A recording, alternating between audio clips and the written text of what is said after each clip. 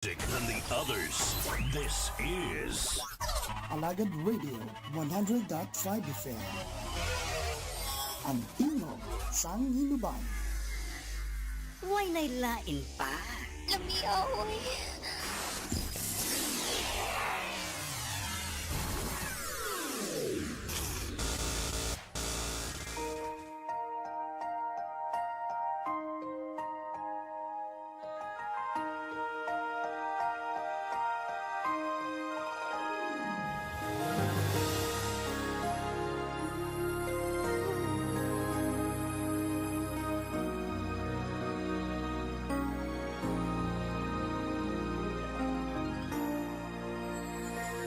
Give thanks with a grateful heart.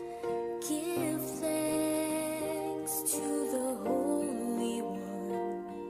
Give thanks because He's given Jesus Christ.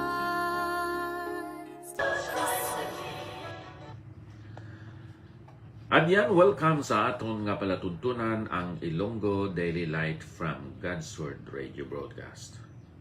Ako si Pastor Epafras Sacar, nga karon pastor sa Baay City Fellowship Baptist Church, kag sang Dumaguete City Cornerstone Baptist Church. Ini nga aton Ilonggo nga segment sa aton Daily Light, aton ginpatuhoy ini sa mga kauturan, mga kabiyanan, kag mga suki nga nagapamati dira sa Hinubaan, sa San Jose Sipalay City, Kaliling Kawayan, Mulubulu Kawayan, Tapi, Bantayan B, Daan Banwa, kag dira sa Kamingawan, Kabankalan City. Kabay paabyan nga subo nga ang pulong sang Ginoo, kamatuoran kag ginahatag sang Ginoo ang kahilwayan naton sa tapos nga mahangpan naton ang kamatuoran.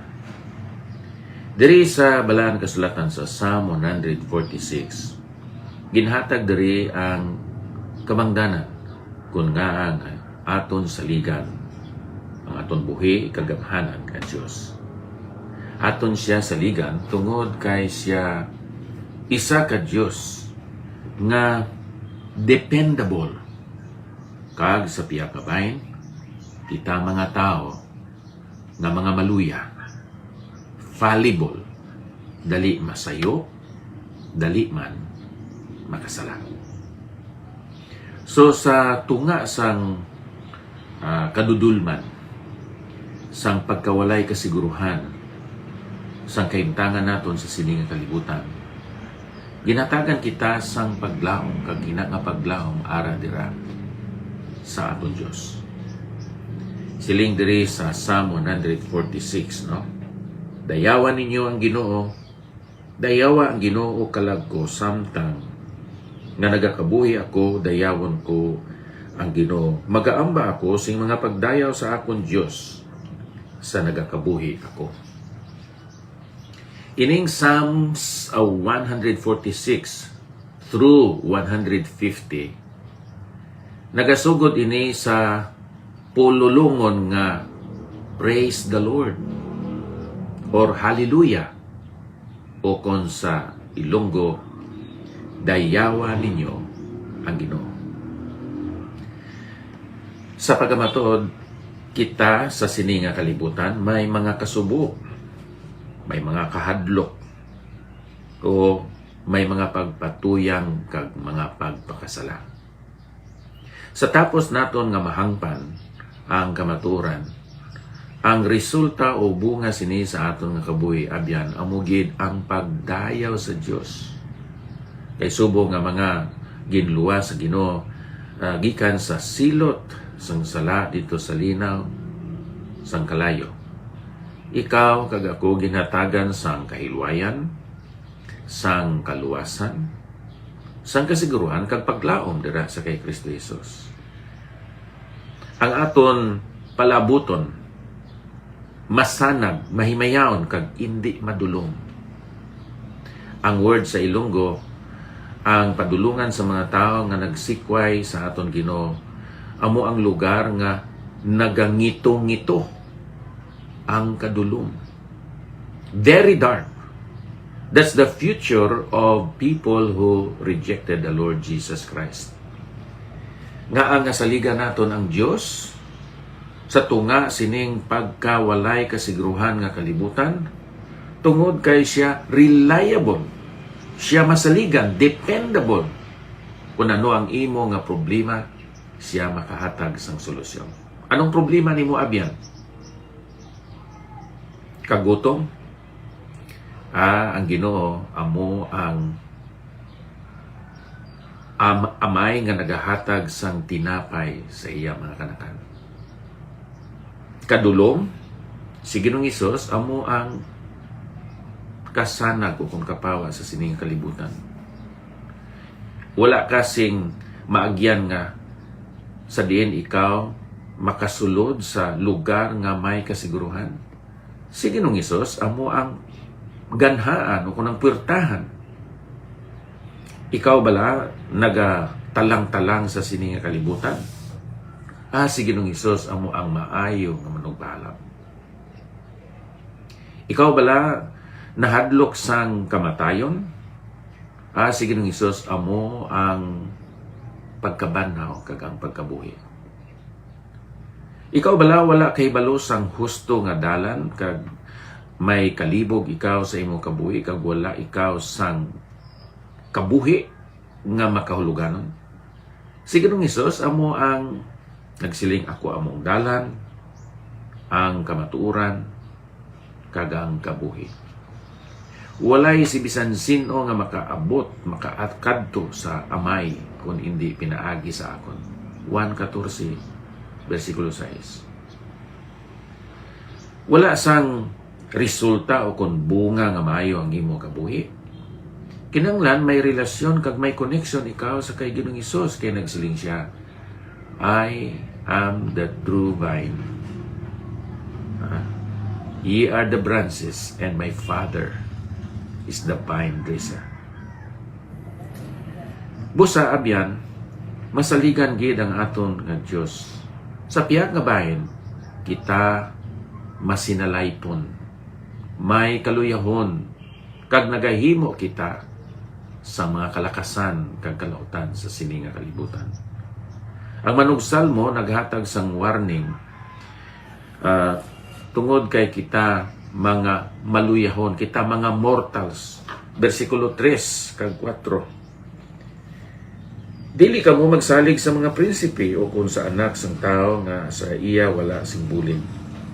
Kung magwa ang iya ginhawa, nagabalik siya sa iya duta. Sa amo nga adlaw, nagakawala ang iya mga una-una. Hindi kita magsalig sa tao. Madamo sa mga tao nagasinggit ilisa nato ng aton konstitusyon diri sa Pilipinas, ang aton klase sang gobyerno. Ilisa naton ang opisyal sa aton pungsod. Madamo ang ilang nga mga ginsinggit kag mga pagyaguta o kon mga pagyaw-yaw kag ilang mga paghikay. Kay nga aman, ang tao masinalaypon, maluya, kag makaangkon siya sang malain, malauton man nga mga handom kag motibo sa ila pag-alagad dira sa gobyerno. Bisan sino pa biyan ang mahimo naton nga presidente. Sa gihapon, ikaw kag ako, mga makasasala, mga maluyahon, may mga kaugalingon nga problema nga kung kaysa ginapatukto pa naton sa mga opisyalis sa gobyerno. Bisan pa sa aton nga presidente. Madamo man sa mga nagdalagan sa pagka-presidente, halin sa muna. Nagahatag sila sa mga pasalig, nagahatag sila sa mga paglaom, kag siling nila progress, katin-an sa pagpangabuhi. Pero wala nila ini ma-deliver. Why? Because presidents are also human. They are weak, they are fallible. They tend or they incline to be trapped by materialism or whatever temptations they do have. Amoy na ang tao. Busa ang tudlo kag ang warning diri sa manugsal mo. Hindi gid nagsalig bisan pa sa mga prinsipe sa mga tao. Kay sila man mga maluya. Aton ibutang nga aton pagsalig kag pagdayaw dira sa aton Ginoo. Kay siya may katakos masaligan sa pagdumala sa aton kabuhi kag bisan pa sa pagdumala sa mga katawan sa bugos na kalibutan. Ang aton pagkabuhi diri sa sini nga kalibutan abyan umalagi lang. Nagalabay lang kita. Ang aton kabuhi kaangay lang sang dapal. Ang aton kabuhi kaangay man ini sang bulak nga magagwa sa aga pero pagkahapon ini malaya kag mahulog. Ang aton kabuhi kaangay lang ini sang alis nga makita sa madali nga panahon pero dugay-dugay ini mawala, madula. Tungod sina hindi naton gid masaligan ang tao. Ang bisan sino nga tao, kag bisan pagani, hindi man kita makasalig sa aton kaugalingon tungod kay kita mga maluyaw. Busab yan, kinahanglan aton i-focus ang aton nga pagsalig, ang aton nga pagtuo, kang aton karon, kang aton palabuton. Hindi lamang dito sa katapusan sa aton pagpangabuhi sa sini nga kalibutan, kundi ang aton palabuton nga amo ang eternidad. Ang mga tao nga may relasyon o konkantanan sa kay Kristo Jesus, amo lang ni sila ang may matuntuod nga kasiguruhan sa ilang kabuhi. Kay ang aton Diyos, tungod kay siya gamhanan, sovereign, tungod kay siya maalam, wise, tungod kay siya wala sang sayop, sang sala, kag wala naman gani sang landong sa pagbalhin sa iya pagkasya, sa iya nga existence, kag bisan pa ang iya mga handom, ang iya mga katuyuan, kag dalambuton, iya gid ini matuman. Busabyan aton saligan ang aton Ginoo. Ara dira sa balaan kasulatan ang mga kinaiya sining aton Dios nga angay naton tun-an agod nga magmalig-on ang aton nga pagsalig dira sa iya. Kaway pa kuntani ang ining adlaw karon para sa imo mangin malipayon, makahuluganon kag mabinungahon. Magaampo kita. Diyos nga balaan, salamat sa imo balaan nga pulong. Pulong ini nga may kamatuuran. Tanan pulos matuod.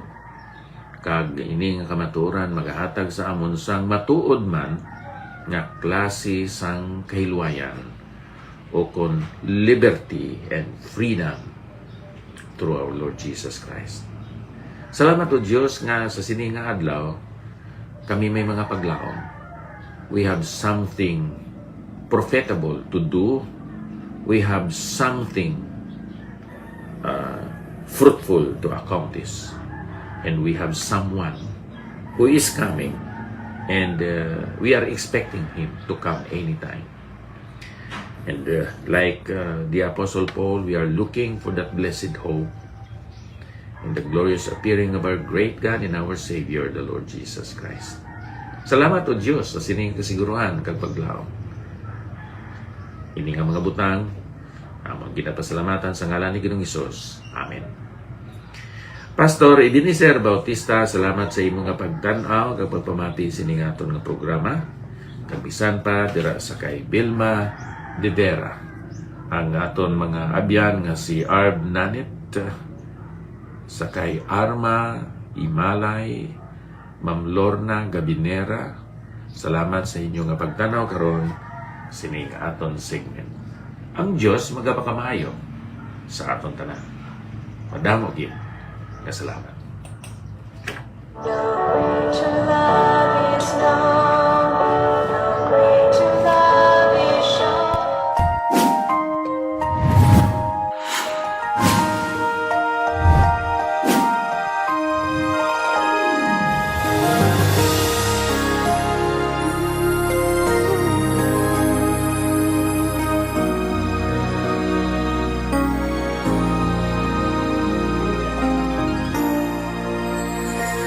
Give